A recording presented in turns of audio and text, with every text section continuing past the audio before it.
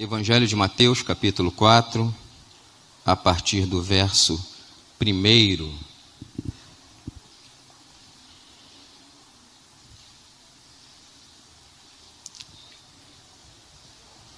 Diz assim a palavra do Senhor. Então foi conduzido Jesus pelo Espírito ao deserto para ser tentado pelo diabo. E tendo jejuado 40 dias e 40 noites, depois teve fome. E chegando-se a ele o tentador disse: Se tu és o Filho de Deus, manda que estas pedras se tornem em pães. Ele, porém, respondendo, disse: Está escrito, nem só de pão viverá o homem, mas de toda palavra que sai da boca de Deus. Queria meditar rapidamente nessa manhã com você sobre esse assunto que é tão claro nas nossas vidas e constante também, que é a tentação. Não há, penso eu, nenhum servo ou serva de Deus que estejam imunes a lidar com situações nas quais essas situações possam induzi-lo a agir de uma forma que desagrade a Deus. A tentação é um teste, um desafio com o qual todo cristão e cristã são colocados no sentido de fazer com que haja ali muito mais do que um simples teste, mas que haja ali a possibilidade de nós, mesmo com o mais profundo da nossa espiritualidade, nos esquecermos de Deus e desagradar ao Senhor com alguma atitude que nós provavelmente um dia teremos. E nada melhor do que abordar sobre essa questão de tentação falando sobre a pessoa de Jesus, porque Jesus também foi tentado. E quando nós olhamos para Jesus como sendo o nosso referencial, nós temos a possibilidade de enxergar a tentação sobre a perspectiva do próprio Senhor Jesus e, acima de tudo, de lidar com a tentação da mesma forma que o Senhor Jesus lidou. É claro que você hoje não vai ser tentado talvez a transformar pedras em pães. Você não vai ser tentado no alto de um prédio ou no alto de uma torre se jogar para saber se Deus vai te guardar ou não. Você também não vai ser tentado a dar uma palavra de adoração a Satanás e receber todas as glórias do mundo. Entretanto, você vai ser tentado em alguma outra esfera da sua vida que vai desafiar você a agir de uma forma que vai desagradar a Deus. E esse texto, creio eu, é muito importante para qualquer pessoa, dentro da igreja, independente de ser Assembleia de Deus em Bom Sucesso, qualquer outro local, este texto vai falar com você, creio eu, nesta manhã. O texto deixa claro que Jesus, ele foi conduzido pelo Espírito ao deserto para ser tentado pelo diabo. Quando nós analisamos esse texto, a gente precisa rever o que aconteceu um pouquinho antes do momento da tentação. Jesus foi batizado por João Batista, e ali é curioso que nós vemos na Bíblia a presença de Deus de uma forma tão forte, que Jesus está sendo batizado, o Espírito Santo em forma de pomba fica sobre ele, e as pessoas que estão ali em volta ouvem uma voz de Deus dizendo: esse é o meu filho amado, em quem eu me comprazo. Imagine você ali ouvir a voz de Deus dizendo: olha, esse é o meu filho que me traz alegria, esse meu filho me enche de prazer. Foi isso que as pessoas que estavam ali no entorno do batismo de Jesus ouviram. Então foi um excelente começo, sim, foi a marcação ali do ministério de Jesus. Entretanto, a seguir a mesma Bíblia diz que Jesus foi conduzido pelo Espírito ao deserto para ser tentado. E ele foi tentado pelo próprio Satanás. A Bíblia não diz que ele foi tentado por uma outra circunstância ou uma outra pessoa. O próprio diabo apareceu para perturbar Jesus. E o texto deixa claro que a tentação de Jesus não ocorreu sem uma situação específica. Mateus deixa claro: Jesus jejuou 40 dias e 40 noites e teve fome. E é curioso que quando a gente deixa de comer durante 4 horas, a gente tem fome. Se a gente ficar 4 dias sem comer, a gente também vai ter um pouco mais de fome. E se você ficar 40 dias jejuando, você vai ter uma fome muito maior. Seu organismo vai estar aí desesperadamente necessitando de alguma coisa para se alimentar. Isso é natural. Deus nos fez dessa forma. E é justamente nesse momento que Satanás se aproxima de Jesus e diz ali a ele: olha, se tu és o Filho de Deus, transforma essas pedras em pães. E qual é o desafio que Satanás, de uma outra forma, está colocando? Não apenas colocou para Jesus, mas joga para nós também.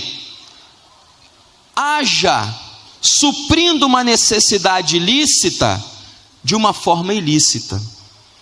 Você pode, dentro das suas prerrogativas, fazer algumas coisas, mas até que ponto eu sou tentado a agir de uma forma necessária, entre aspas? Quando eu digo necessária, estou dizendo o seguinte: todos nós temos necessidades, mas quantas vezes somos tentados a agir de forma ilícita para suprir uma necessidade ilícita?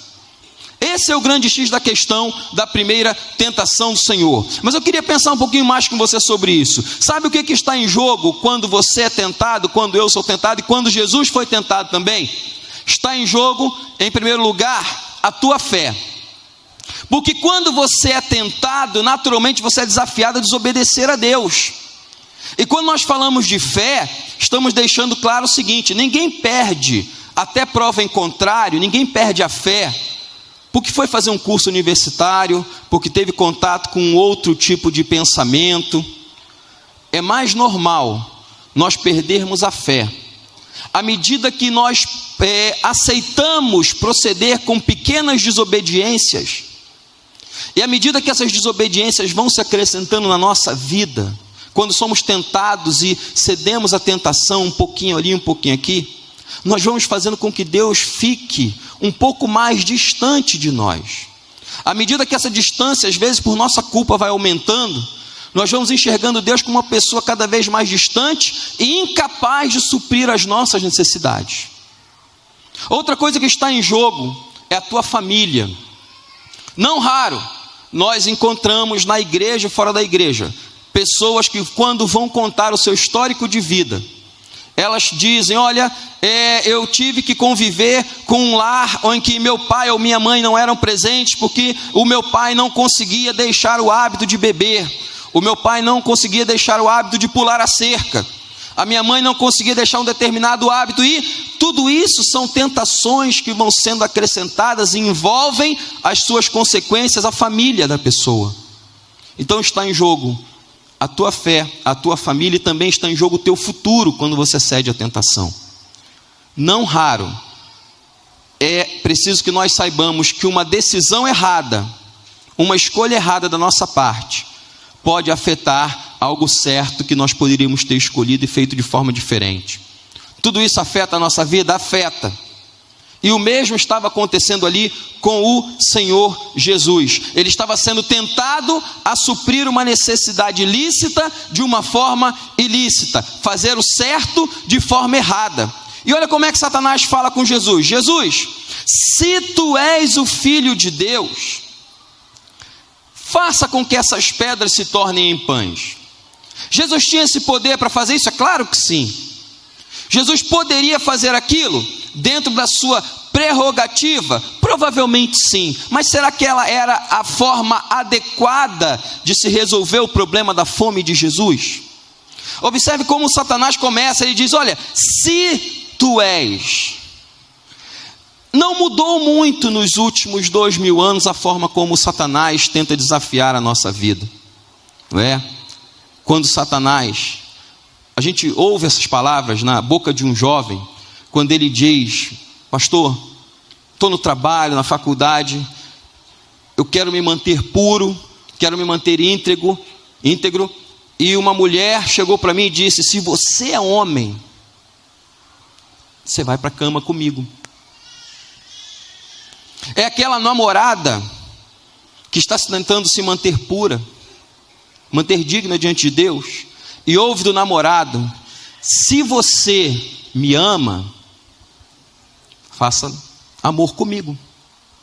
Observe que o diálogo de Satanás não mudou muito nos últimos períodos, nos últimos 2000 anos. Ele nos desafia querendo envolver a nossa identidade, não é? Se você, é uma condicional que Satanás coloca para nos colocar contra a parede e nos desafiar a desobedecer a Deus.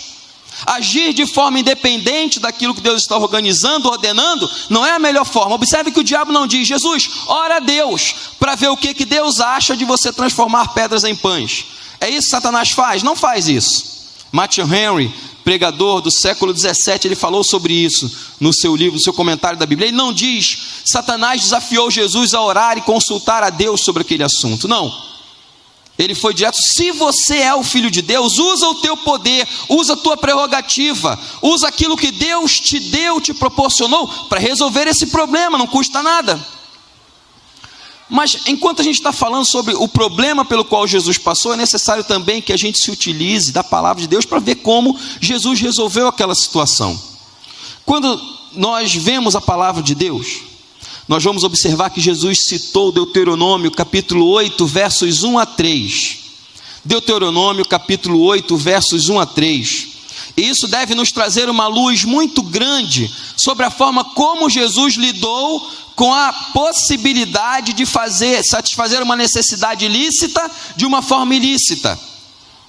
O texto de Deuteronômio 8, 1 a 3 diz: todos os mandamentos que hoje vos ordeno, guardareis para os fazer, para que vivais e vos multipliqueis e entreis e possuais a terra que o Senhor jurou a vossos pais.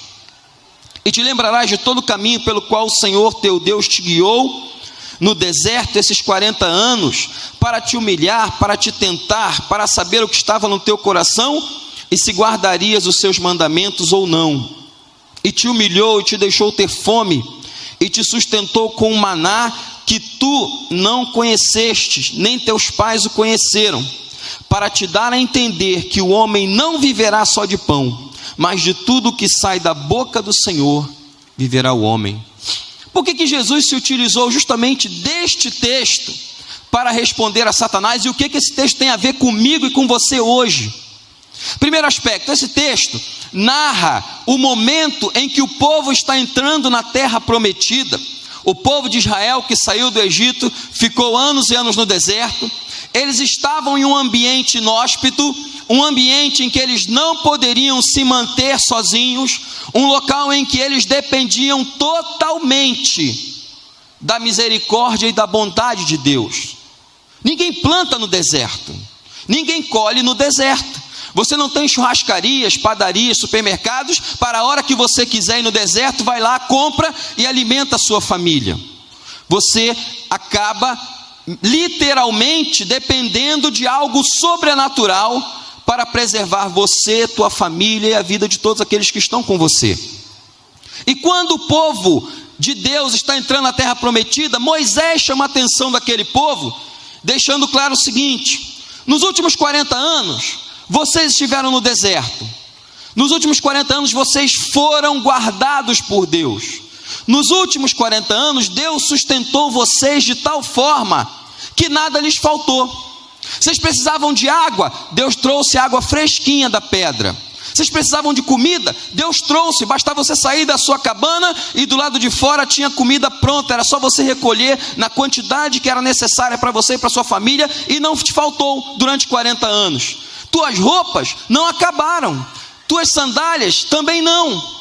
Deus te preservou num ambiente inóspito, mas só que aconteceram algumas coisas. Observe que Moisés, quando lida com essa situação, principalmente no verso 3, ele diz: Deus te humilhou e te deixou ter fome e te sustentou com um maná que nem tu nem teus pais conheceram. Por que aparece essa expressão humilhar aqui no texto sagrado? Observe que quando o povo saiu do Egito, era um povo que tinha pouco conhecimento de Deus, era um povo que precisava aprender um pouco mais a depender de Deus. E nada melhor do que depender de Deus quando nós somos colocados pelo próprio Deus no nosso devido lugar. Deus está dizendo a Israel o seguinte: quem te sustentou fui eu, porque no deserto não tem para onde você buscar ajuda. E Deus está dizendo a mesma coisa. Você tem hoje sustento, eu tenho hoje sustento, não é porque eu fui campeão, eu fui melhor do que o outro, ou coisa parecida. Nós somos sustentados porque Deus lá atrás abriu a boca dele e disse que haveria sustento para as nossas vidas. Então, quando eu lembro do que Deus fez no passado, eu preciso confiar que Deus vai proceder com essa mesma graça a partir do meu futuro. É esse o desafio que nós temos que levar em consideração. Por quê, irmãos? Não raro, a ingratidão é fruto do esquecimento. Não raro, a ingratidão é fruto do esquecimento. O povo estava entrando numa terra nova, uma terra próspera, uma terra do qual Deus disse é uma terra boa. Deus usa Moisés e vai dizer para ele: olha, vocês vão morar em casas que vocês não construíram, vocês vão beber água de poços que vocês não cavaram, vocês vão se alimentar de frutas e alimentos que vocês não cultivaram. Tudo isso eu estou dando para vocês, mas o dia que vocês estiverem fartos, não esqueçam, não foi conquista sua, foi um presente meu para vocês. E nós somos desafiados hoje, nessa manhã, a pensar sobre a forma como nós temos vivido. Será que você tem vivido de conquistas, ou você tem vivido de dádivas que Deus traz para você? Naturalmente, todas as vitórias que nós temos são conquistas para nós, mas nós nunca podemos esquecer e olhar diretamente o foco de que tudo o que nós temos foi porque Deus abriu a sua boca e garantiu que nós teríamos. A nossa força, irmãos, é limitada para conseguir tudo aquilo que nós queremos. Mas Moisés deixa claro para o povo: não se esqueça, quando você estiver na terra prometida, cheio de bênçãos, lembre-se e olhe para trás, veja de onde Deus te tirou, e guarde no seu coração de que você tem isso, você tem todas essas bênçãos, porque Deus prometeu que ia dar, e é isso que faz a diferença na minha vida e na sua vida. Satanás está dizendo: olha, se você é isso, se você é aquilo, proceda desse jeito, use sua prerrogativa espiritual, use sua autoridade espiritual, use o poder que Deus te deu para fazer uma coisa errada. Não tem problema, você chegou numa posição em que as pessoas não vão se incomodar se você fizer isso. Deus vai se incomodar se você ceder à tentação, esquecer-se de onde você saiu e para onde Deus quer que você vá. Observe que Jesus deixou claro que está escrito. Jesus não usou um mecanismo de filosofia ou um pensamento da sua época, ou como lidar com a tentação em 3 passos.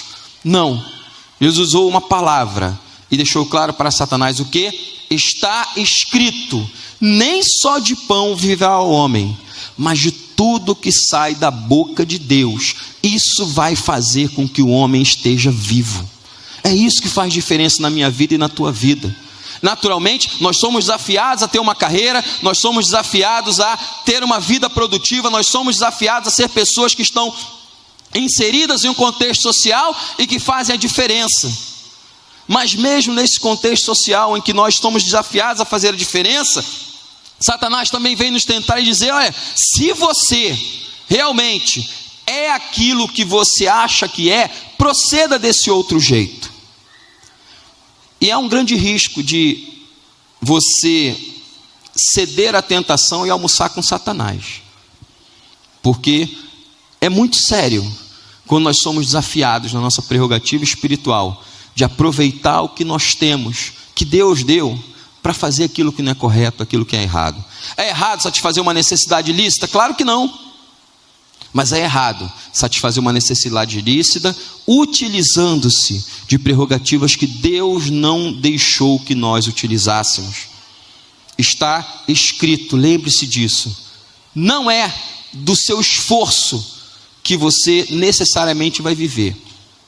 Naturalmente, Deus criou o trabalho. Tem gente que odeia o trabalho. Tem dias, pastor Jaime, que a gente ouve pessoal: que dia é hoje? Segunda-feira. O pessoal já fala com aquele ânimo assim que parece que vai para o cemitério. Mas na verdade, vamos nos lembrar de que Deus criou o trabalho para que nós pudéssemos ser bênção no ambiente de trabalho, para que nós fizéssemos a diferença no ambiente em que nós estamos servindo ao Senhor. E isso vale para você também hoje. O trabalho é uma bênção de Deus, e Deus usa o trabalho para abençoar você financeiramente, para que você realize seus projetos, seus sonhos. Isso é bênção. Agora, não se esqueça de depender de Deus em cada momento que você está vivendo, porque é isso que faz a diferença na vida do servo e da serva de Deus, quando eles estão sendo tentados por Satanás. Satanás desafiou Jesus: olha, transforma essas pedras em pães, o que custa? Você está com fome, você já jejuou, você já fez aquilo que era necessário para agradar a Deus, agora agrade assim um pouquinho. Pegue um pouquinho do que Deus te deu e utiliza de uma outra forma, para que você satisfaça essa sua necessidade lícita. E Jesus se recordou daquilo que Moisés disse ao povo de Israel, não é? Durante 40 anos, você andou no deserto. Curiosamente falando, onde é que Jesus estava também? No deserto. 2 lições do deserto que nós não podemos esquecer. A primeira é que Deus cuida de nós o tempo todo. E a segunda, que aquilo que Deus nos deu é para ser usado para Ele, não é para que nós utilizemos do nosso jeito, principalmente por desafios de Satanás. Guarde isso no seu coração. Você vai ser tentado? Vai. E naturalmente, como eu disse, você não vai ser tentado a transformar pedras em pães. Mas de alguma forma, Satanás vai focar na tua vida uma necessidade que você tem e vai direcionar aquela necessidade a ser satisfeita com algo que Deus proporcionou a você. Se tu és o Filho de Deus, transforma essas pedras em pães. Satanás sabia que Jesus era o Filho de Deus? É claro que sabia. Mas ele estava tentando fazer com que Jesus ali agisse de forma independente daquilo que Deus tinha ordenado que ele fizesse. Você pode escolher nessa manhã agir como Jesus agiu. Atuar e ponderar todas as coisas que são faladas a você. Todas as tentações que lhe vêm à sua mente, ou vêm à sua frente, ou desafiam você a se desviar dos caminhos do Senhor, você pode agir da mesma forma que Jesus agiu. Se é uma questão de fome ou de sede, lembre-se que Deus tem guardado você até o momento. São lições que o deserto nos faz aprender. Aquele povo andou durante 40 anos na dependência de Deus, e Deus estava os conduzindo para onde? Para um lugar pior? Não, Deus estava levando para uma terra muito melhor do que o deserto. Talvez você esteja no deserto nesta manhã, imaginando que seus 40 anos não vão passar tão cedo. Mas Deus está dizendo, tem coisa melhor para você, se você esperar mais um pouquinho. Se você for fiel, continuar sendo fiel, você vai sair desse deserto e vai entrar numa terra prometida, que você vai ver coisas que você não viu e que Deus está te proporcionando. Eu acabei de dizer, Moisés falou com ele: olha, vocês vão morar em casas que vocês não construíram, vocês vão beber água de poços que vocês não cavaram, vocês vão se deleitar com plantações e colheitas que vocês não semearam, vai ser de vocês. Mas é preciso que você se lembre que quem te sustenta é Deus. É preciso que você guarde no seu coração que você vai ter todas essas bênçãos, porque Deus ordenou e assim será. E finalmente, para encerrar, se por acaso você foi tentado e cedeu em algum momento na tua tentação, não faça como Adão e Eva fizeram quando pecaram contra Deus. A reação natural do ser humano quando peca é fugir de Deus. A reação natural do ser humano quando desobedece ao Senhor é fugir dele. É fazer com que o ser humano esteja longe, entre aspas, da vista de Deus, para não ser encontrado, para não ser confrontado. Se é o teu caso nessa manhã, eu queria te desafiar a não agir dessa forma. A coisa que mais Satanás quer é fazer com que o homem esteja afastado do Senhor, é fazer com que a mulher esteja afastada do Senhor. E ele utiliza as tentações justamente para fazer esse distanciamento. E quando você for tentado e você pecar contra Deus, aprenda que há perdão para você em Jesus. Aprenda que Deus sabe como as coisas funcionam e Ele espera que nós estejamos andando em integridade de vida.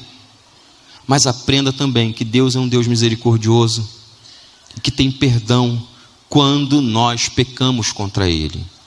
Você tem 2 oportunidades nessa manhã, se por acaso você já se deu a tentação, ou se você faz de uma determinada tentação, o ato de ceder a essa determinada tentação, um comportamento constante na tua vida. Você nessa manhã tem a oportunidade de quebrar esse ciclo e buscar perdão em Deus. E a Bíblia deixa claro que se nós pecarmos, temos um advogado para com o Pai, Jesus Cristo justo. Ele é que faz essa ponte, Ele que aproxima-nos de Deus. E Jesus está aqui disposto nesta manhã, não apenas a perdoar aqueles que já caíram em tentação, mas fazer com que essa ponte possa ser refeita até que voltemos a ter a comunhão que tínhamos com Deus antes de ter cedido à tentação.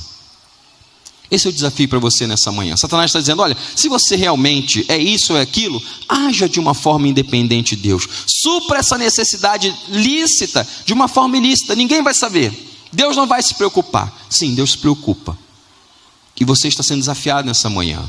Quando for tentado, lembre-se de que nós temos carências que podem ser supridas por Deus e serão supridas por Deus se nós resistirmos à tentação. Você está no deserto? Estou no deserto. Lembre-se que Deus tinha um plano para o povo no deserto. Moisés diz: olha, vocês vão entrar numa terra tão boa, a bênção de vocês vai ser tão grande, que vocês vão se esquecer dos 40 anos de deserto, em que vocês precisaram ali, literalmente, depender de Deus em todo o tempo. Mas não esqueça também, de na nova terra que Deus está te dando, de ser fiel a Ele e depender dEle, porque isso faz a diferença na nossa vida. Eu deixei claro aqui que nada mais é terrível do que a ingratidão, fruto do esquecimento. Você que já foi abençoado por Deus, não se esqueça de que aquilo que você recebeu como bênção de Deus foi uma dádiva do Senhor. Você se esforçou, você fez a sua parte e Deus te concedeu uma bênção tal que hoje você usufrui dessa bênção. Glória a Deus por isso. Mas não esqueça que o esquecimento é fruto da ingratidão. Não raro, nós vamos esquecendo as coisas que Deus vai trazendo, vai abençoando a nossa vida, por força justamente desse tipo de situação. Nós não temos o hábito, ou não desenvolvemos o hábito de ser gratos a Deus pelas misericórdias dEle. E finalmente, quando você for tentado, e se você tem feito de ceder à tentação uma parte do teu comportamento de vida, eu te desafio a mudar nessa manhã. Há perdão para você nessa manhã. Há misericórdia de Deus para você essa manhã. Há algo de Deus para você nessa manhã que pode mudar a tua vida. Mas é preciso que você faça a tua parte. É preciso que você aprenda a confiar em Deus. No Deus que supre necessidades lícitas de forma lícita. É preciso que você confie em Deus a ponto de entender que aquilo que Deus te deu não é para ser usado de uma forma errada. Seja um dom, um talento, não importa. Aquilo que Deus te deu, Ele te deu para ser usado na obra dEle. Curve a tua cabeça.